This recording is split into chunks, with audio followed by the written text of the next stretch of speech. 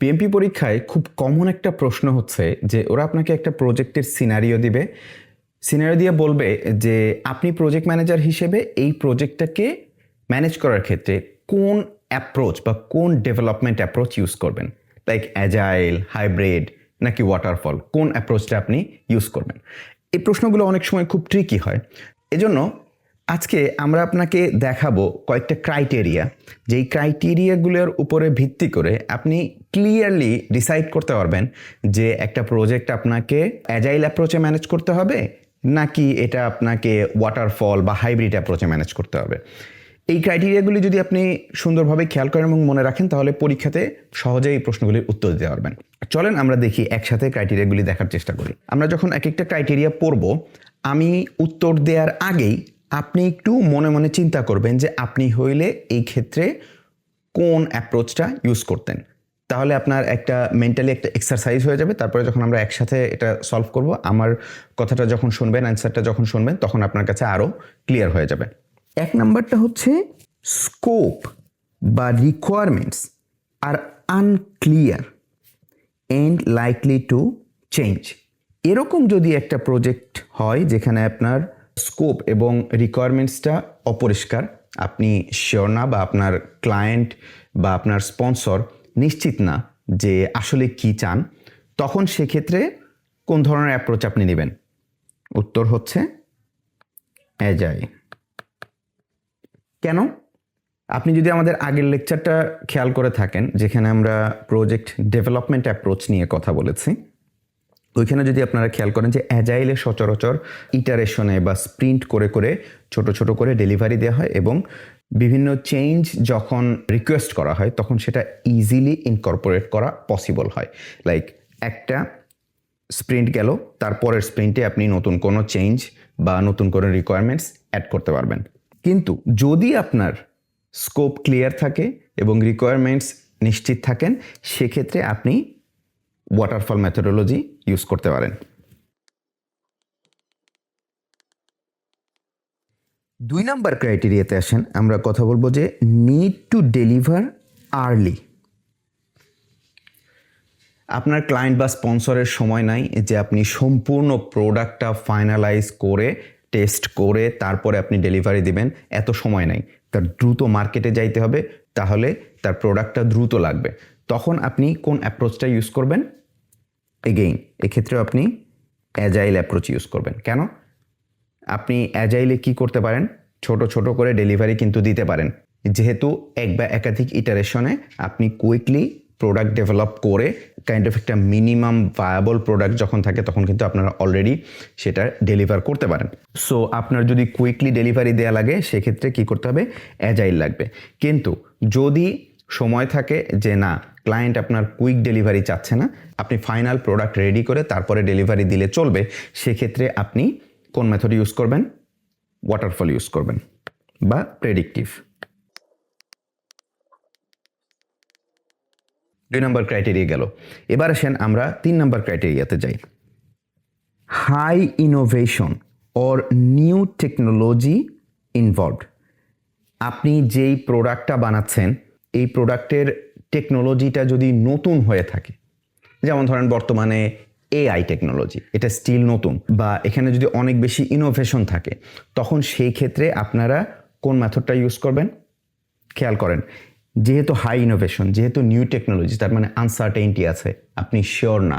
সুতরাং কোনো ইন্ডিকেশন বুঝতে পারতেছেন? ইন্ডিকেশনটা হচ্ছে যে সেক্ষেত্রে আমরা কি করব? অ্যাজাইল করব। কেন? কারণ হচ্ছে যে আমরা সময়ের সাথে সাথে প্রোগ্রেস করব, শিখব এবং যা যা শিখব সেটা অ্যাডপ্ট করে সেটা ইনকর্পোরেট করে আমরা নেক্সট স্প্রিন্টে আরও ইমপ্রুভ করব। সো এক্ষেত্রে অ্যাজাইল প্রজেক্ট ম্যানেজমেন্টটা আপনার জন্য মোর সুইটেবল হবে আর কি। 4 নম্বরে আসি আমরা, স্ট্রিক্ট রেগুলেশন। মানে হচ্ছে কি যে আপনি ইচ্ছা করলেই পরিবর্তন করতে পারতেছেন না, যেখানে ইচ্ছা করলে সেখানে। সেফটি, এগেইন আপনাকে সেফটি নিশ্চিত করতে চাইলে আপনি মাঝখানে যে কোনো ধরনের পরিবর্তন করতে পারতেছেন না।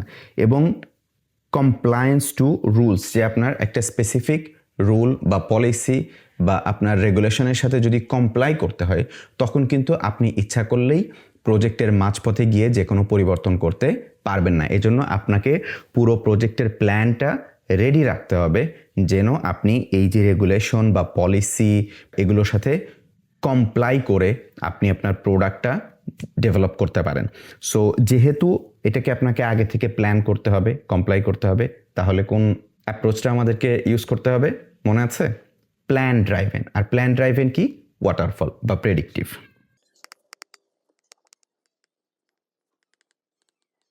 4 নাম্বার ক্রাইটেরিয়া গেল। 5 নাম্বার ক্রাইটেরিয়াটা হচ্ছে কি? Team is small.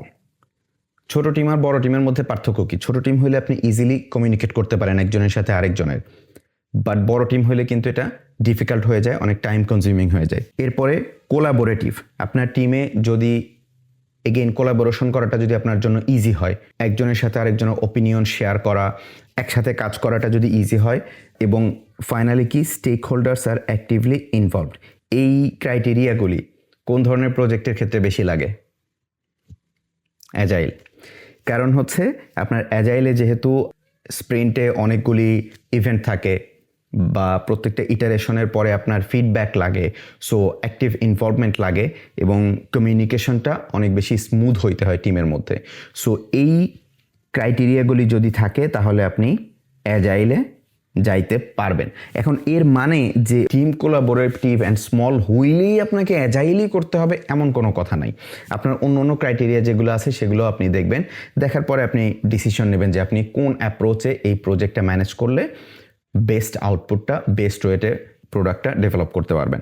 আচ্ছা, ফাইনালি আসেন, culture prefers control and fixed baselines. খেয়াল করেন, যখনই কন্ট্রোলের কথা আসবে, যখনই আপনার ফিক্সড একটা কথা আসবে, তখন আমরা কি করব?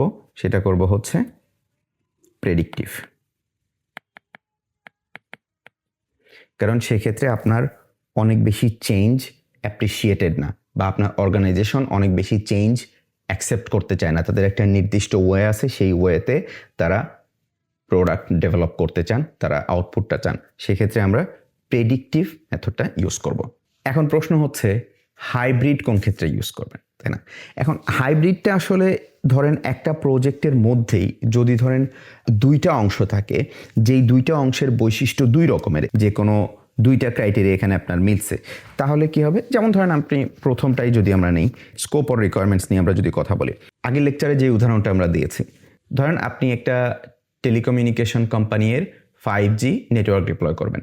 এখন এখানে আপনি যখন টাওয়ার বানাচ্ছেন, এটা একটা কনস্ট্রাকশন, তো এখানে কিন্তু আপনি কি করতে পারেন যে আপনার রিকোয়ারমেন্টসটা ক্লিয়ার থাকে আগে থেকে, যে কতটুকু টাওয়ার হবে, কোন জায়গায় হবে, হ্যাঁ। সো এইগুলো কিন্তু পরিষ্কার থাকে। তো ওই পার্টটা আপনি কি করলেন? প্রেডিক্টিভ বা প্ল্যান ড্রাইভেন করলেন, যে আপনার বারবার পরিবর্তন করা লাগবে না। বাট এটার সাথে যে কানেক্টেড সফটওয়্যারটা থাকে, ওই সফটওয়্যারটা যদি আপনি ডেভেলপ করতে চান বা অপটিমাইজ করতে চান, তখন কিন্তু আপনার ফিডব্যাক লাগে, হ্যাঁ। আপনার ক্লায়েন্ট বা আপনার স্পন্সর বা আপনার সিনিয়র ম্যানেজমেন্ট তারা সেটা দেখেন, সেটা দেখে দেখে ফিডব্যাক দেন, সেই ফিডব্যাকগুলি ইনকর্পোরেট করে আমরা ফাইনাল ডেলিভারিটা কি আপনি তৈরি করতে পারেন। সো সেক্ষেত্রে কিন্তু আপনার কি করবেন? আপনি হাইব্রিড অ্যাপ্রোচে যাবেন। আবার ধরেন আপনি একটা বাড়ি বানাচ্ছেন, এই বাড়ির যখন আপনি ডিজাইনটা করবেন, ডিজাইন আপনি হয়তো চিন্তা করতেছেন গ্রিন কালারের একটা বাড়ি চান। সো যখন গ্রিন ডিজাইন করে নিয়ে আসা হয়েছে, তখন আপনার কাছে মনে হয়েছে না, অ্যাকচুয়ালি গ্রিনটা আমি চাই না, হ্যাঁ, আমি ভিন্ন রকমের কিছু একটা চাই। তখন আপনি বললে সেটা চেঞ্জ করা পসিবল। বা বাড়ির যে আর্কিটেকচারটা, এই আর্কিটেকচারটা আপনি একরকমভাবে চিন্তা করছিলেন, তো আপনার বাসার আর্কিটেক্ট যখন সেটা বানায় নিয়ে আসছে, আপনার দেখে মনে হলো যে না না, আমি আসলে যা মনে করছিলাম সেরকম তো হচ্ছে না। তখন আপনি ফিডব্যাক দিলেন, তিনি আবার সেটাকে চেঞ্জ করে নিয়ে আসলেন আপনার ফিডব্যাকের বেসিসে। এরকম ইটারেশন হইতে থাকে এবং ফাইনালি আপনার যখন পছন্দ হয়, তারপরে আপনি কিসে চলে যান? কনস্ট্রাকশনে চলে যান। এখন এই কনস্ট্রাকশনের ক্ষেত্রটা তখন কি হয়ে যায়? প্ল্যান ড্রাইভেন হয়ে যাইতে পারে, কারণ আপনি অলরেডি ডিজাইন ফাইনালাইজ করছেন, ওই ডিজাইন অনুসারে আপনার বিল্ডিংটা কনস্ট্রাকশন করা যাইতে পারে। সেক্ষেত্রে কি হলো? আপনার প্রথম অংশটা, ডিজাইন অংশটা কি হলো? আপনি অ্যাডাপটিভ বা অ্যাজাইল অ্যাপ্রোচে গেলেন বা চেঞ্জ ড্রাইভেন অ্যাপ্রোচে গেলেন, কিন্তু কনস্ট্রাকশনের পার্টটা আপনি প্ল্যান ড্রাইভেন বা ওয়াটারফলে চলে গেলেন। সো আপনি যদি এই ক্রাইটেরিয়াগুলি মনে রাখেন, তাহলে আপনার পিএমপিতে এই ধরনের প্রশ্নগুলির উত্তর দেওয়াটা অনেক ইজি হবে। সো ওভারঅল বেসিক্যালি আপনি 3টা জায়গা থেকে ডিসাইড করেন যে আপনার প্রজেক্টটাকে আপনি অ্যাজাইল করবেন, নাকি ওয়াটারফল করবেন, নাকি আপনি এটা একটা হাইব্রিড করবেন।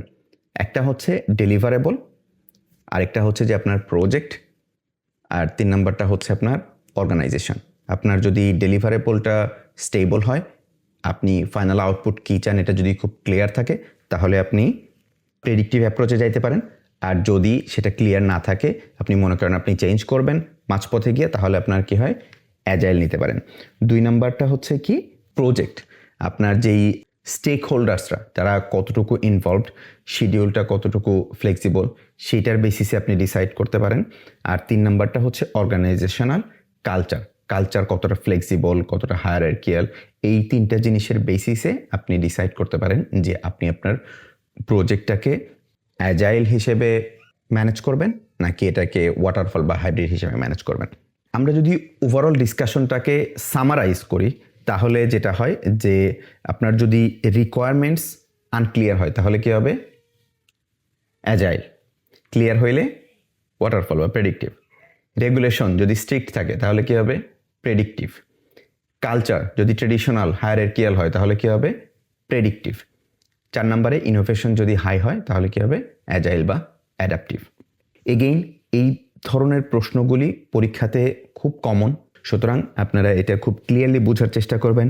আশা করি এই ক্রাইটেরিয়াগুলি দেখে আপনারা পরিষ্কার হইতে পারছেন, এবং এই ক্রাইটেরিয়াগুলি আপনারা যদি খেয়াল রাখেন তাহলে পরীক্ষাতে আপনার প্রশ্নের উত্তর দেওয়া ইজি হবে। শুধু তাই নয়, আপনার নিজের যে প্রজেক্টগুলি আপনি ম্যানেজ করবেন, তখন নেক্সট টাইমে আপনি কোন মেথোডোলজি ব্যবহার করবেন সেইটা ডিসাইড করার আগে এই ক্রাইটেরিয়াগুলিতে ফিরে আসতে পারেন, ভিডিওটা তখন আবার দেখতে পারেন এবং আপনি ডিসাইড করতে পারেন। তবে হ্যাঁ, again most of the project বর্তমান সময়ে অ্যাকচুয়ালি হাইব্রিড হয়, কোনো একটা সিঙ্গেল ডেভেলপমেন্ট অ্যাপ্রোচ সচরাচর ইউজ করা হয় না। আজকের লেকচার এই পর্যন্তই। নেক্সট লেকচারে দেখা হচ্ছে, আমরা কথা বলবো ডেলিভারি কেডেন্স নিয়ে।